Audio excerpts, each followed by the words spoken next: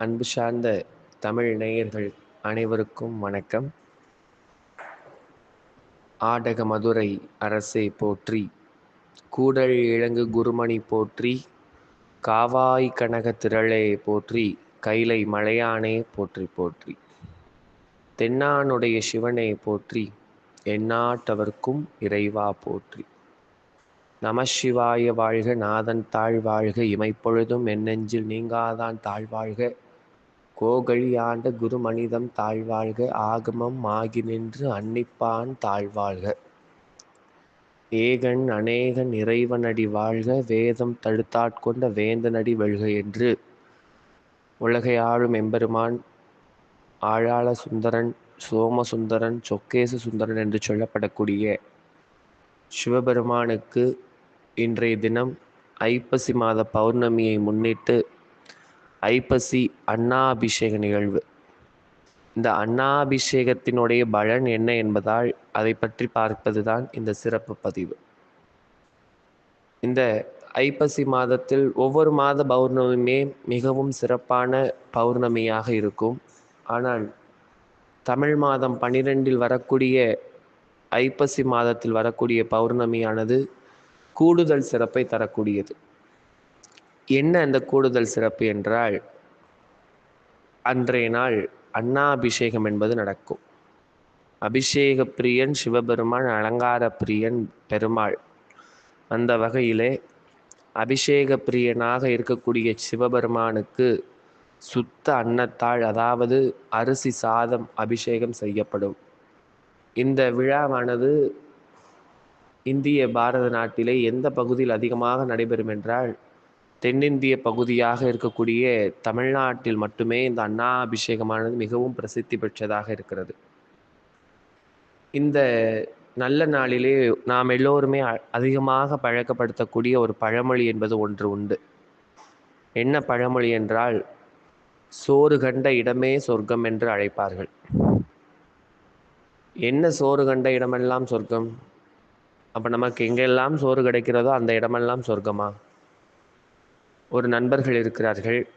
இந்த நண்பர்களிடத்தே ஒருவன் பசியில்லாது வாடிக்கொண்டே இருக்கிறான். இன்னொரு நண்பன் அவனுக்கு உணவை தந்து பரிமாறிவிட்டால் அவன்தான் உலகிலே கிடைத்த உயிராகவும் சொர்க்கமாகவும் நினைப்போம் என்றால் அது தவறான மூடத்தனம். இந்த பழமொழியினுடைய ஆகச்சிறந்த விளக்கம் என்னவென்றால், இந்த உலகிற்கே படியளக்கும் போது சிவபெருமானினுடைய மகிமை, அன்னாபிஷேகத்தினுடைய பின்னணி எல்லாம் புரிகிறக்கூடிய ஒன்றாக இருக்கும். அப்படி இந்த பழமொழிக்குரிய ஒரு விளக்கமாக என்ன சொல்வார்கள் அதை பற்றியும், இந்த அன்னாபிஷேகத்தில் இன்னொரு நிகழ்வு, எதற்காக சிவபெருமானுக்கு இந்த அன்னாபிஷேகமானது நடைபெறுகிறது, அதை பற்றியும் பார்ப்பதுதான் இந்த பதிவு. மும்மூர்த்திகள் என்று நாம் அழைப்போம். அதாவது பிரம்மா, சிவன், விஷ்ணு. படைத்தல், காத்தல், அழித்தல் என்று முத்தொழில்களை செய்பவர்கள் தான் மும்மூர்த்திகள் என்று அழைப்பார்கள். அந்த மும்மூர்த்திகளில் சிவபெருமானைப் போலவே பிரம்மனுக்கும் 5 தலை உள்ளது. அப்போ அந்த பிரம்மதேவன் என்ன செய்தார் என்றால், நான் சிவனுக்கு நிகரானவர் என்பதனால் பிரம்மன் அகந்தையோடு இருக்கிறான். அந்த அகந்தையை அழிக்க வேண்டும். அந்த அகந்தையை அழிப்பதற்கு சிவபெருமான் என்ன செய்கிறார் என்றால், அவர் பிரம்மனினுடைய ஒரு தலையை கொய்து விட்டார். ஒரு தலையை கொய்தவுடனே அவருக்கு 4 தலைகளாக மாறுகிறது. அன்றிலிருந்து தான் அவன் நான்முகனாக இந்த உலகத்தில் அவதரித்திருக்கிறான். அப்படி இந்த நான்முகனாக இருக்கக்கூடிய பிரம்மதேவன் என்ன செய்கிறார் என்றால், இந்த பிரம்மதேவன் தன்னுடைய எல்லா அந்த என்ன சொல்வது, அந்த அகந்தை அனைத்தும் அழிகிறது.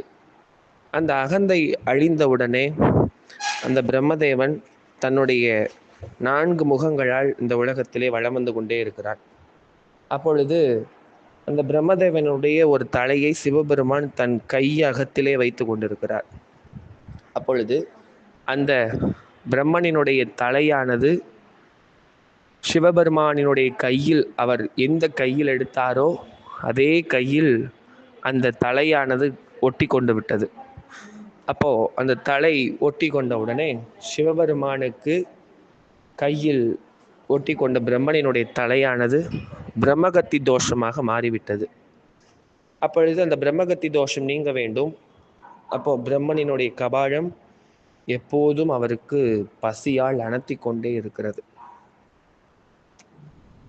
அந்த பசியை நீக்க வேண்டும். அந்த பிரம்மனால் ஏற்பட்ட பிரம்மகத்தி தோஷத்தை நீக்க பிரம்மனிடம் ஒரு உபாயம் கேட்கிறார் சிவபெருமான்.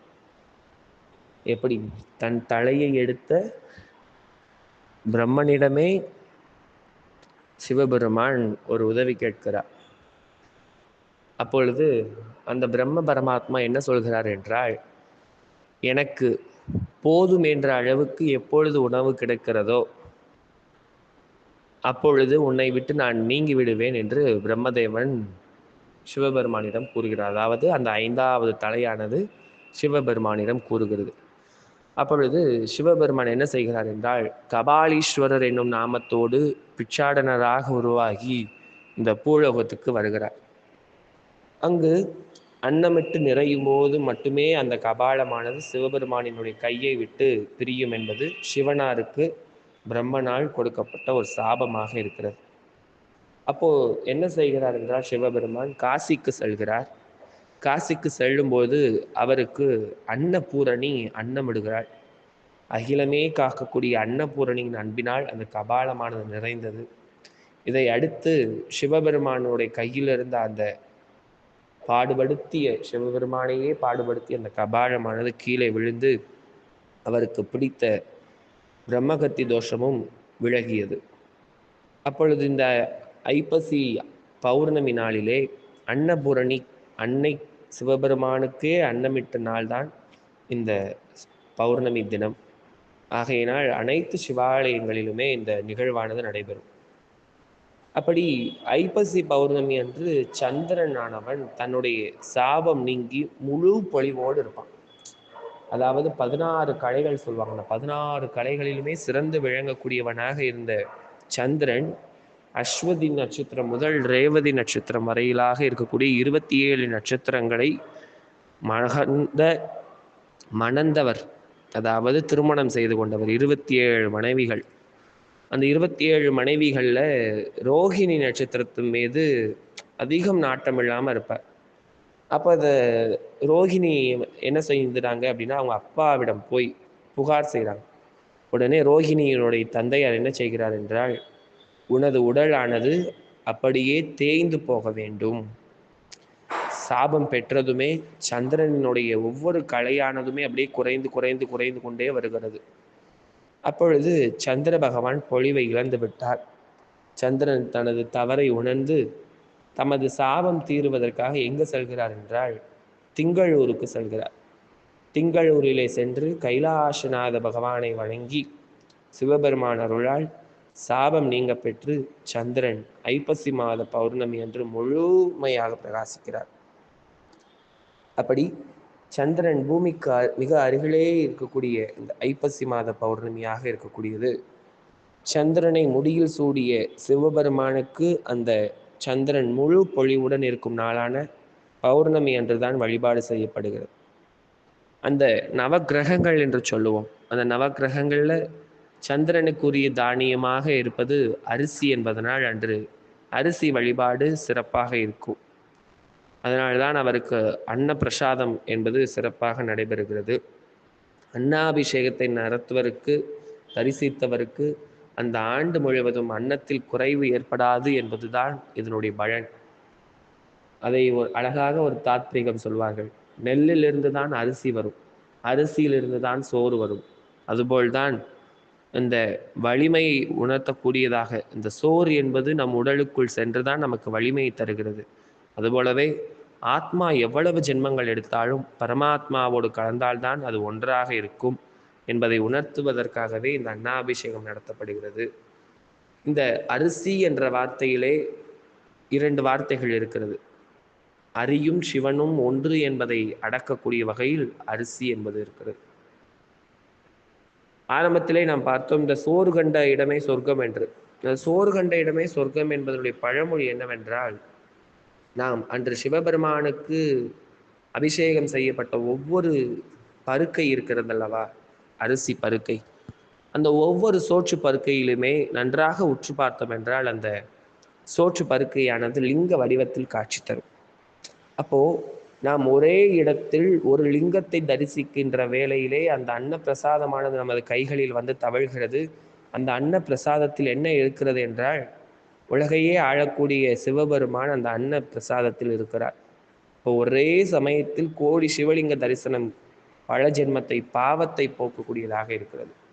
அன்று ஒவ்வொரு சோற்றிலுமே அந்த ஈஸ்வரன் வரம் கொடுத்து இருப்பதால் அந்த வரத்தின் பயனாக தான் நாம் கோடான கோடி லிங்கத்தை தரிசிக்கக்கூடிய வகையில் இருக்கிறது. ஆகையினால் இந்த நல்ல நாளிலே நாம் அனைவரும் உலகையே ஆளக்கூடிய எம்பெருமான் மதுரைக்கு வந்திருக்கக்கூடிய பாண்டிய நாட்டு மாப்பிள்ளை சொக்கநாத பெருமானை வணங்கி இந்த அன்னாபிஷேகத்தன்று உங்களால் இயன்ற அளவு யாருக்கேனும் அரிசியோ தானியங்களோ அல்லது உணவோ வாங்கி தந்து மகிழ்ந்தால் மிக்க மகிழ்ச்சியாக இருக்கும்.